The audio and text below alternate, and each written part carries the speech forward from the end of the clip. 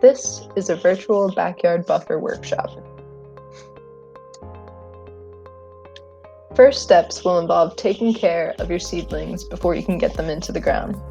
It is best to plant the seedlings as soon as possible to reduce the amount of stress your trees undertake. If you have to store them, make sure you store them in a cool place and consistently check up on them to maintain that the roots are moisturized. Before you start the planting process, you will need to decide where and how you will plant your buffer.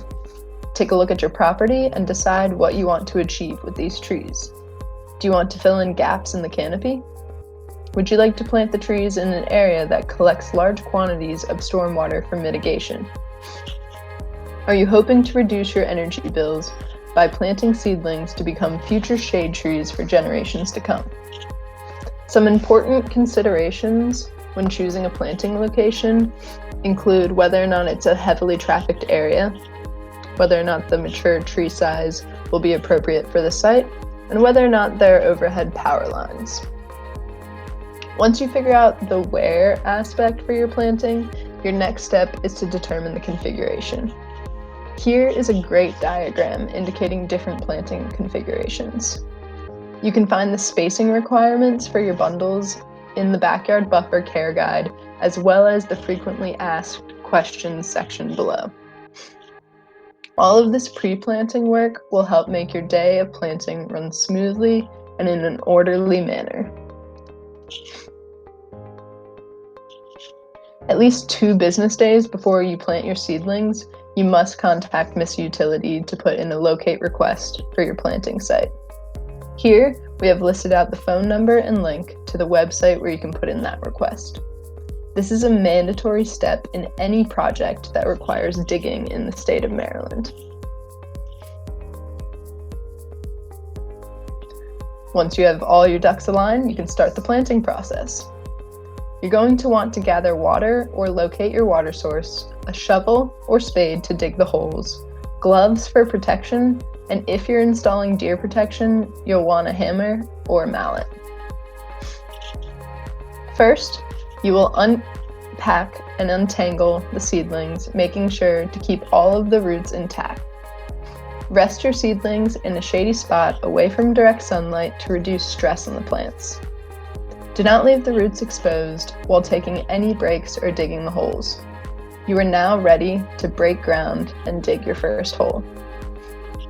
The hole needs to be big enough to encompass the entire root system of the seedlings, which is generally a foot wide and 10 to 12 inches deep. When removing the soil, keep it nearby as you will be using the same soil to fill the hole in.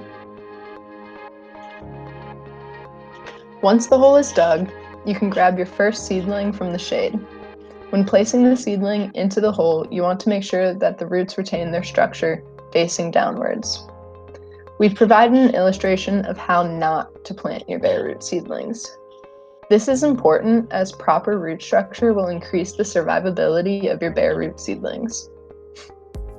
The root collar is the part where the stem and roots meet. You want to make sure that the root collar is at or slightly below the grade of the hole. While holding the seedling at the right height, you will start to backfill the hole with the loose soil nearby. Soil amendments are generally unnecessary as long as the soil has the right moisture content for the native tree species. Although additions of peat moss to sandy soils will improve the water holding capacity of the soil. Now that the seedling is in the ground, you want to make sure you remove the air pockets without densely compacting the soil. The best way to do this is by saturating the plant with water, roughly 3 to 5 gallons, and if settling occurs, add more soil and a little bit more water. You can lightly firm the soil with a foot or hand to assure good root, but be careful that you aren't compacting the soil as it will make it more difficult for your tree to grow its roots. This water is also very important in providing your trees with what they need to recover from the stress of being transplanted. If mulch is available, spread a protective layer roughly 2 to 3 inches deep around the base of the tree. This will not only help the soil retain moisture that is greatly needed for your tree, but it'll also make your tree easier to see when it comes to maintaining your yard and protection from mowing. Deer protection is a must in most parts of Anne Arundel County, as they are an overpopulated species. Installing the tree tubes is fairly easy. You will install the stake a few inches from the base of the tree, keeping it as vertical as possible. You want to make sure that the stake is sturdy, which will usually leave about 3 to 6 inches of stake above the top zip tie. Place the tubing over your seedling like the image provided indicates. Secure the zip ties through the holes in the tubing and around the stake. You will have to keep your plants in mind as warmer, dry weeks to come. It is recommended to generously water around the base of your trees during dry weather periods for the first few years until your tree is well established. This is especially important for those wet bundles that contain water-loving trees. We at the Watershed Stewards Academy want to thank you so much for participating in our Backyard Buffer program and planting more trees. Have a great day.